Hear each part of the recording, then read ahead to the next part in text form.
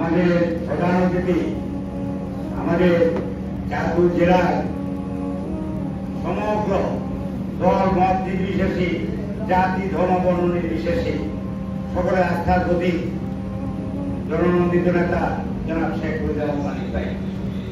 প্রধান বক্তা আপনারা ছিলেন আপনাদের আমার দলের আমাদের কেন্দ্রীয় নেতা, ওনার প্রতি আমার অনেক শ্রদ্ধা এবং ওনার প্রতি সালাম জানাচ্ছি। অবশ্যই চাঁদপুর জেলা আমার দলের ভাইয়ের বোনের তো নাই ভাইয়েরা।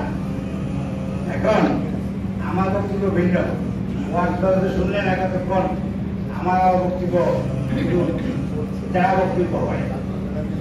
এই ওলামা দল, এই শহীদ রাষ্ট্রপতি জিয়াউর রহমান সাহেব ইসলামের জন্য বিএনপিতে প্রতিষ্ঠা করছেন একটা ইসলামিক মূল্যবোধের লক্ষ্যে, সামাজিক ন্যায় বিষয়ের লক্ষ্যে। এই ওলামা দল এই বিএনপি প্রতিষ্ঠা করছেন। ওর আগে উনি বাংলাদেশের সংবিধানে যেখানে জন্মানা লেখা ছিল লাত্তি মানে মুচ্ছা দিয়া সেখানে বিসমিল্লাহির রহমানির রহিম, পার্লামেন্টের স্পিকারের পেছনে সাতটা ভোট ছিল যে মুছে দিয়েছেন, সেখানে লা ইলাহা ইল্লাল্লাহু মুহাম্মাদুর রাসূলুল্লাহ স্পিকারের পেছনে কে করছেন এগুলা? শহীদ রাষ্ট্রপতি জিয়াউর রহমান ইরাক-ইরান যুদ্ধ, সেই ইরাক-ইরান যুদ্ধ থামানোর জন্য পৃথিবীর কেউ পাচ্ছিল না।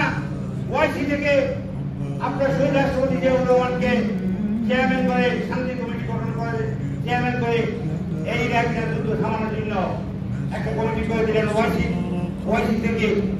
এই জিয়াউর রহমানের উদ্যোগে ইরাক-ইরান দুটি মুসলিম ভাতৃপ্রতিম দেশ ধ্বংস হয়ে যাচ্ছিল। শহীদ রাষ্ট্রপতি জিয়াউর রহমান সেখানে নেতৃত্ব দিয়ে তাদের যুদ্ধ বন্ধ করে দিয়েছে।